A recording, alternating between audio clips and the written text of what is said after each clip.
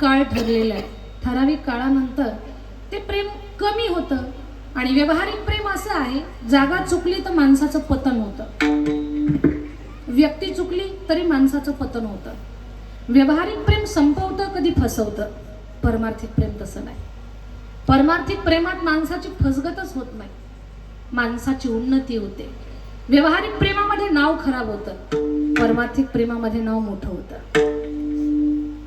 परमार्थिक प्रेम अद्भुत आहे, दिव्य आहे.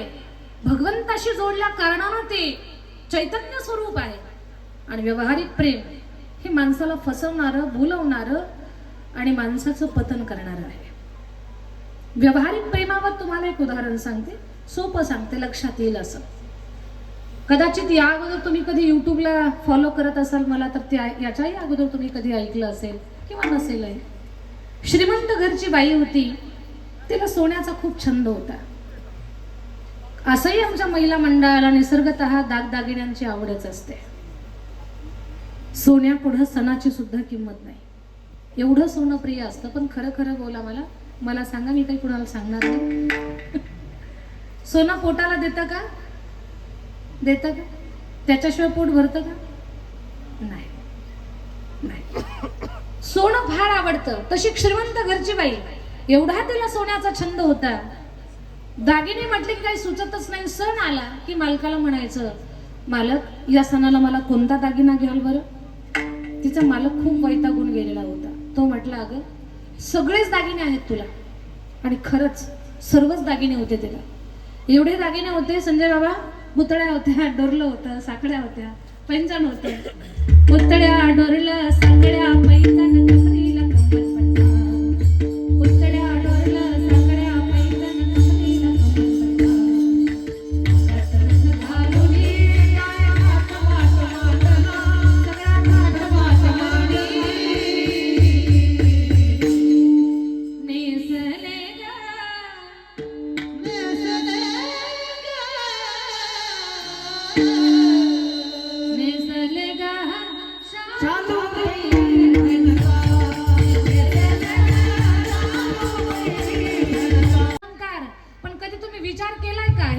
कशासाठी असतात? हे अलंकार आपल्याला काय शिकवतात? महिला मंडळाच्या कानात झुंबर असतं.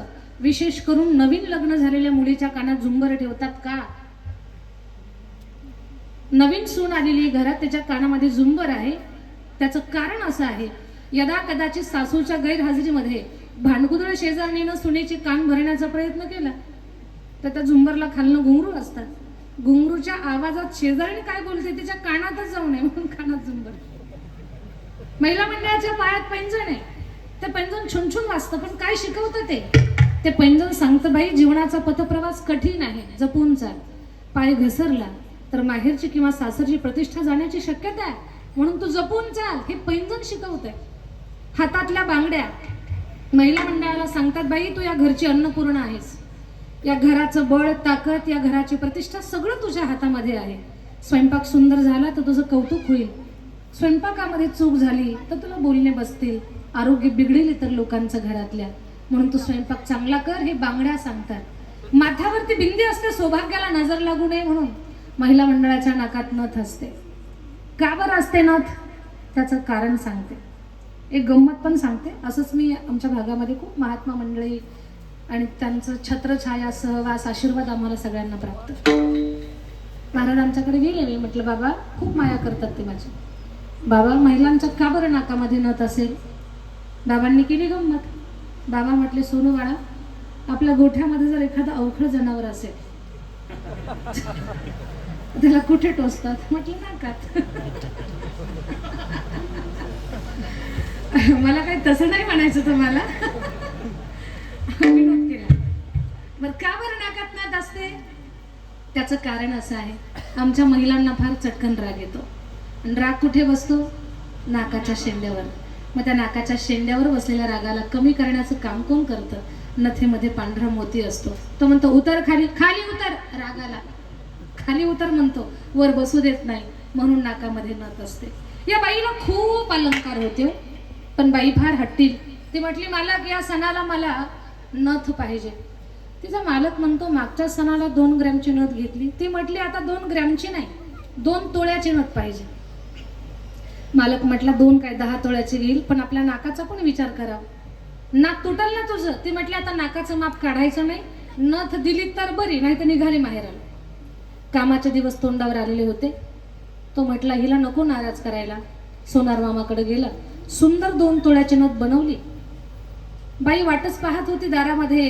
तिनं पाहिले मालक आलेले, आनंद झाला. हातातली नथ घेतली, नाकात घातली. जशी नाकात घातली नाकपुडीच खाली गेली. बाई मोठी विचित्र, तिनं दोरानं वर बांधली नथ.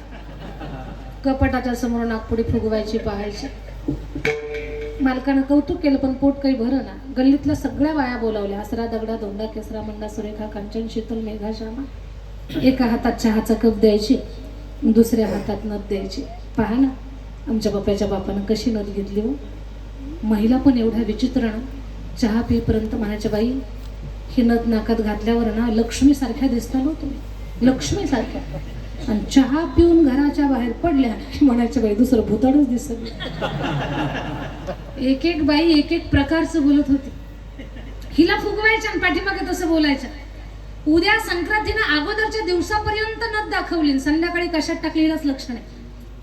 दुसऱ्या दिवशी पहाटेच उठली, स्नान केलं, भरजरी वस्त्र अंगावर घातलं, पितळी डबा घेतला, सोन्याचे पूर्ण अलंकार घेतले, अंगावर चढवले. पण तिला ती नथ घालायची होती.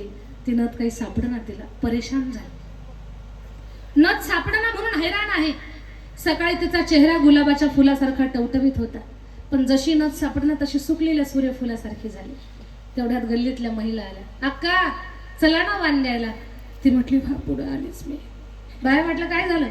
काही विचारू नका. महिला म्हटल्या ही सणासुदीला रडते, हिच्याकडे नको आपण थांबायला. चल कांदेव नाही का. स्त्रीच्या जातीनं सण सूद शुभमंगल प्रसंग चांगल्या कार्याच्या ठिकाणी चांगल्या पवित्र स्थळी कधी रडायचं नाही. शक्यतो रडायचंच नाही. घरात आपली आई, आपली पत्नी, मुलगी, बहीण ज्या आहेत ना महिला, यांनी घरामध्ये कधीही रडायचं नाही.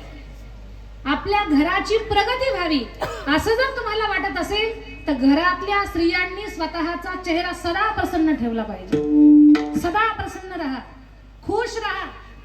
लक्षात घ्या, वस्तूवर माणसाचं समाधान नाहीये, आहे त्याच्यात आपण किती आनंदाने जगतोय, आपला विचार किती जुळलेला आहे, विचार किती सगळ्यांचा चांगला आहे, त्याच्यावरती घराचं समाधान असतं. वस्तूवर नसतं समाधान. म्हणून आहे त्याच्यामध्ये सुख घेण्याचा प्रयत्न करा.